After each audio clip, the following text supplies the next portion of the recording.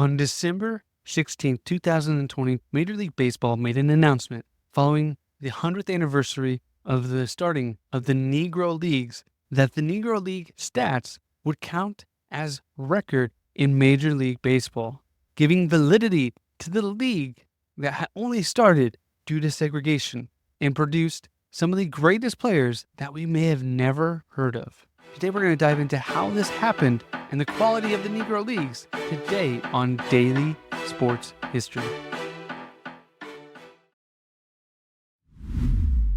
Welcome to Daily Sports History. I'm Ethan Reese, your guide, as you daily learn more about sports history, increasing your sports knowledge. And today's trivia question to listen out for is, who now has the highest career batting average all time in baseball history, thanks to adding the Negro League stats? Listen throughout the episode to get the answer, and if you miss it, I'll give it to you at the very end. Now, first we got to start with how the Negro Leagues actually began. And before 1987, there wasn't a color barrier to baseball. Moses Fleetwood Walker and his brother Weldy Walker played professional baseball in the 1880s. However, in 1887, baseball started becoming organized, and they banned black players through unwritten rules, as teams did not feel they could be successful having black players. As a result of this, black players began to form their own teams and play independent leagues and have barnstorming tours. Now, a barnstorming tour is similar to what the Harlem Globetrotters are, or the Savannah Bananas, where they travel around the country playing exhibition games, playing in front of crowds of all types, and that way they can generate income, as they may not be able to have a league like Major League Baseball. But in an episode we covered previously, we'll put a link in the description of this episode about how the Negro National League started. It all started with Rube Foster, who was a former pitcher and became known as the father of baseball, as he envisioned a professional league that could rival Major League Baseball with just Negro players, as they weren't allowed to play in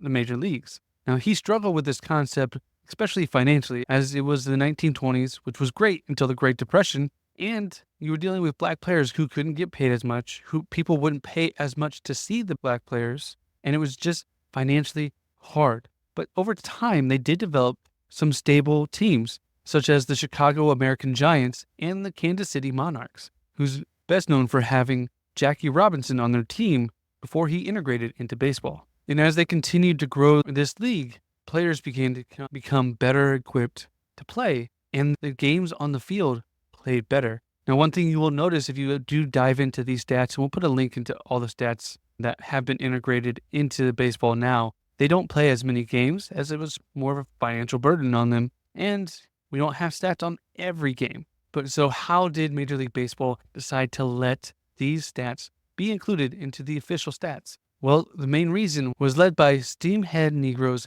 League database. This database was not just hearsay. They looked at box scores, newspaper articles, score sheets, which are very hard to find from the 1920s to when they officially ended in 1958, to when they fizzled out around 1948. But this was a group of people that really looked into everything, going all the way back from 1886 to 1948, when baseball really got integrated and it started to change the game. And the reason why baseball really wanted to add these in is not only were these stats credible, they weren't just hearsay, they weren't just stories, which if you listen to the Satchel Paige episode, there's a lot of stories made up about this time and this period, which are like fishing stories, which the more you tell it, the bigger the story, the crazier the numbers. But they looked at the actual numbers that they could find, and they only included ones they could verify. And if they couldn't verify it, they didn't include it, which made baseball think that this was verified so they could count these. And it showed also that the play that they had in the Negro Leagues at the time rivaled the Major League Baseball. They wouldn't include the stats if the play was subpar, but it wasn't. These players were great. Almost all the players that started to integrate became all-stars, became MVPs, became Cy Young winners. They integrated and had great success, which proved that the players and the quality in the Negro Leagues was just on par, or if not better even, than the Major League Baseball, because they focused on the quality of players, not the color of their skin. So the question is, what really changed from adding these stats? And there was one big change that came from this, and it was Josh Gibson. Now, if you don't know Josh Gibson, it's not surprising as he put up great stats, but sadly, he passed away before they started to integrate baseball at the age of 35. And even though he was 35, if he was able to play, he probably would have made a major impact. And when they took his Negro stats, he had a batting average of 372 for his career, which meant he passed the batting average of Ty Cobb, who had a 367 batting average for his career, which changed the record for the highest batting average for a career, which is now held by Josh Gibson and likely may never be broken. So he will always be in the record books for this change. He also became the career leader in slugging percentage, passing Babe Ruth, and on base percentage.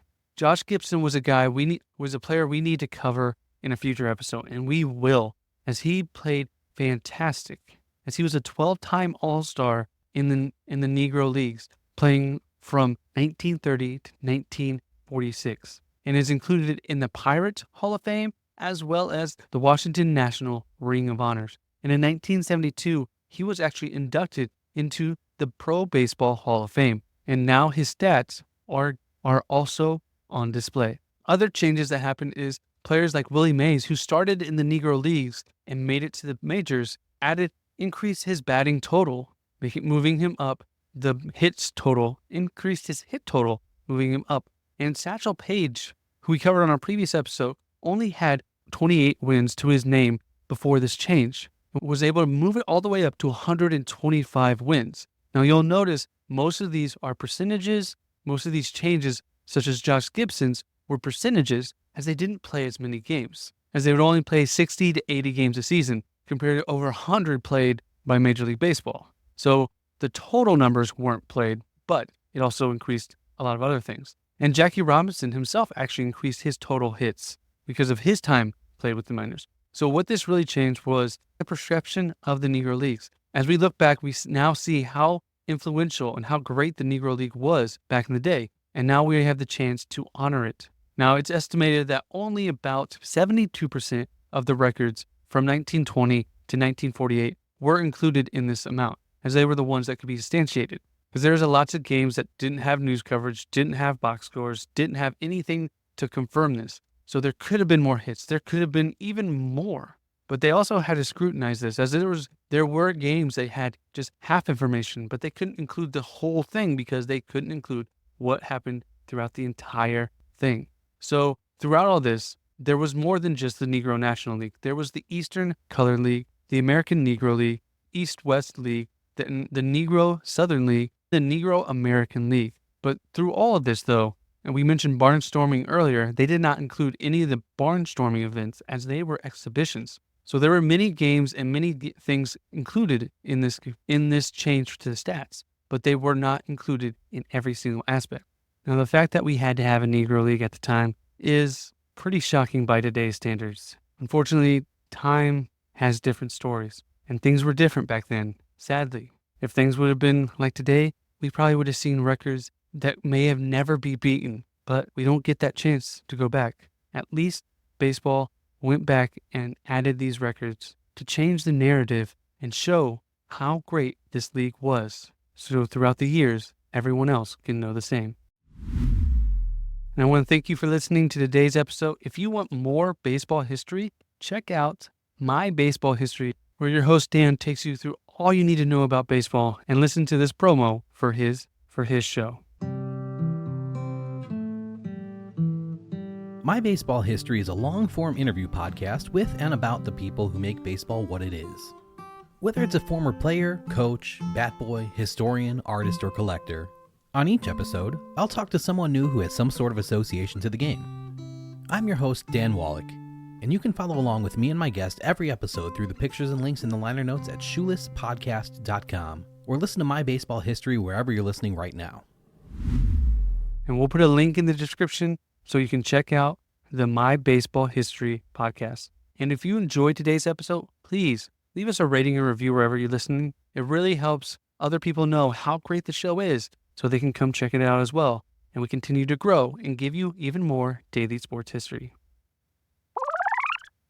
And did you catch the answer to today's trivia question? When the Negro League stats were added, who is now the all-time leader in batting average? And the answer is Josh Gibson, who had a career batting average of .372, passing Ty Cobb's .367.